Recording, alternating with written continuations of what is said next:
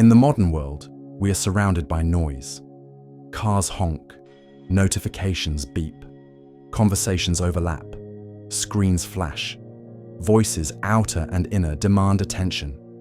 Every moment seems occupied, every pause filled. We live in a culture that equates noise with life, activity with meaning, and constant input with progress. But what happens when the noise stops? We often mistake silence as the absence of something, as a void, an emptiness. But true silence is not empty. It is full. It is not a lack. It is a presence.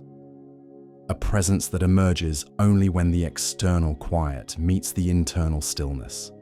There is a difference between outer silence and inner silence. Outer silence is when the world around us becomes quiet. But inner silence is when the world within us becomes quiet. When the mental chatter softens, when the emotional storms settle, when the endless loop of judgments, plans, regrets and comparisons fades into the background and something deeper begins to emerge. Awareness, insight, healing. Inner silence is not passive. It's not the silence of suppression or avoidance. It is alive, conscious, alert. It is a sacred space where the soul begins to speak, not in words, but in presence. In this space, we begin to see clearly. We see how restless we have become, how addicted we are to stimulation, how often we use noise to avoid ourselves. And yet, in this same space, we also see what we truly need. Not another distraction, but attention. Not more input, but integration. Not external answers, but internal understanding. Inner silence allows our fragmented parts to realign. It gives us permission to simply be, not as performers, not as thinkers, but as presence itself. This is the silence in which insight is born. Not the insight you get from reading or listening, but the insight that arises from within, like a ripple forming on still water. It comes unannounced, without force, and often reveals what words cannot hold. And it is in this silence that healing begins, not because we solve our problems, but because we stop fighting them. We stop running from pain and simply allow ourselves to sit with it, to breathe with it, to hold space for it. Pain, when witnessed without resistance, begins to soften. The act of being fully present with ourselves, without judgment, without distraction, is one of the most healing acts we can offer. Lao Tzu said, "Silence is a source of great strength." In a world obsessed with saying more, doing more, achieving more, Lao Tzu pointed us in the opposite direction, to the quiet, to the still, to the space between words. For him, silence was not weakness, it was power, and not the kind of power that dominates, but the kind that endures. In the Taoist worldview, everything flows from the Tao, the ultimate nameless source of all existence. It cannot be seen, grasped, or spoken of.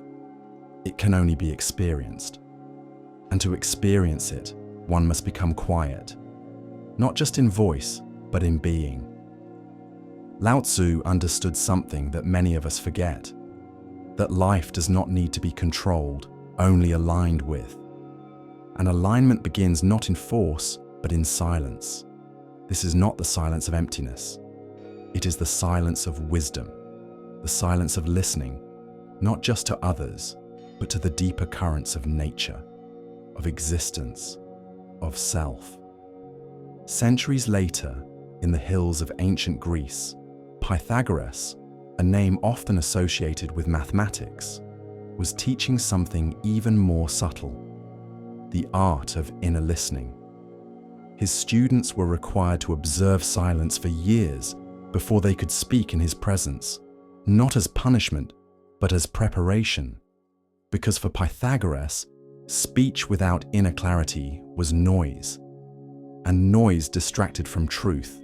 He believed that silence trained the soul to listen, not just to sound, but to the harmonics of the cosmos, the invisible order underlying all things. To him, the universe was music, the music of the spheres, and to hear it, one had to first become still. This was not superstition, it was discipline. To be silent is to cultivate receptivity, to allow meaning to arise, not be imposed. And in that inner stillness, Pythagoras believed, the student would begin to hear not just with the ears, but with the heart. In a very different land, under very different skies, the Sufi mystics were arriving at the same truth, through devotion, surrender, and silence. For the Sufis, silence was not just a practice, it was a doorway to God. Their poetry spoke in symbols, but their prayer often spoke in silence. Through stillness, they sought not words about the divine, but union with it. Jalaluddin Rumi, one of the most beloved Sufi poets, wrote, "Silence is the language of God, all else is poor translation." In this silence, the heart expands, the ego softens, the soul begins to remember its origin. Unlike the noise of dogma or the loud certainty of belief, Sufi silence was soft, humble, empty. It did not seek to prove, it sought to dissolve. And in that dissolution, in that sacred hush, love was born, not as emotion, but as reality. So what do these perspectives have in common? Lao Tzu, Pythagoras, the Sufis, each from vastly different times and traditions, recognize something universal. That silence is not the opposite of speech, but its foundation. That silence is not absence, but presence. That silence is not ignorance, but wisdom. In silence, we return to what is essential, to what is real. We often romanticize silence as peaceful, serene, and meditative. But the truth is, silence can also be uncomfortable, even frightening. Why is that? Because silence has the uncanny ability to reveal what noise keeps hidden.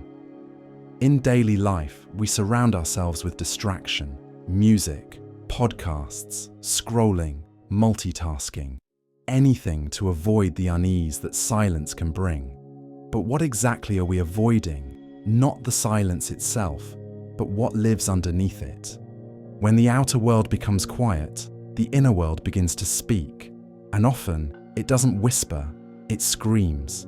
The mind begins to race, old memories bubble up, thoughts we've buried, fears, insecurities, regrets start to surface, and suddenly we realize the discomfort isn't in the silence, the discomfort is in us. Silence becomes a mirror that reflects not just who we are in the present, but everything we've been avoiding, suppressing, or escaping. Think of it this way. Imagine a glass of water with sediment at the bottom. When you stir it constantly, the water looks cloudy, but you don't see what's settled. When you stop stirring, the water clears, and the sediment begins to settle. Silence is that stillness. In it, we begin to see. We see the unresolved grief, the lingering shame, the childhood pain, the patterns we unconsciously repeat. At first, it can feel overwhelming. But in truth, this is the beginning of healing. Because what we can finally see, we can finally hold.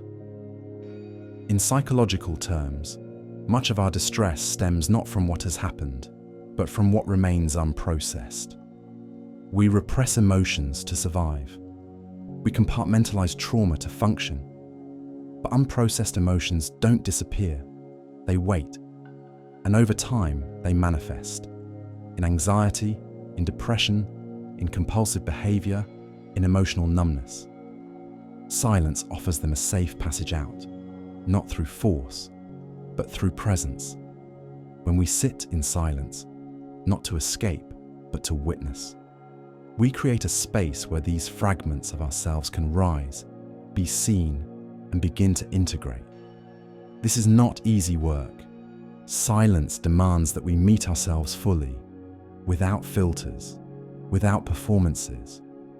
But it is precisely here that healing begins.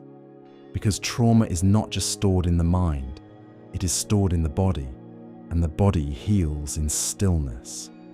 When we stop running, when we sit with our breath, when we allow silence to hold us, something remarkable happens. We begin to feel what we've been too scared to feel, and in feeling it, we become free. There is no shortcut to emotional healing, but there is a path, and it begins with creating the space to listen inwardly, to feel deeply, and to welcome all parts of ourselves, even the broken, the afraid, the forgotten. Silence is that space. It is not passive, it is not emptiness. It is the most courageous act of self-connection. To sit in a room, alone, with no distractions, no agenda, and simply be with your own mind. This is where true strength is born. It is where wounds become wisdom, and it is where we return to something ancient within us, something quiet, something whole. Let silence show you what needs to be heard. Let it hurt, if it must. Because beneath that hurt is healing. And beneath that healing is you.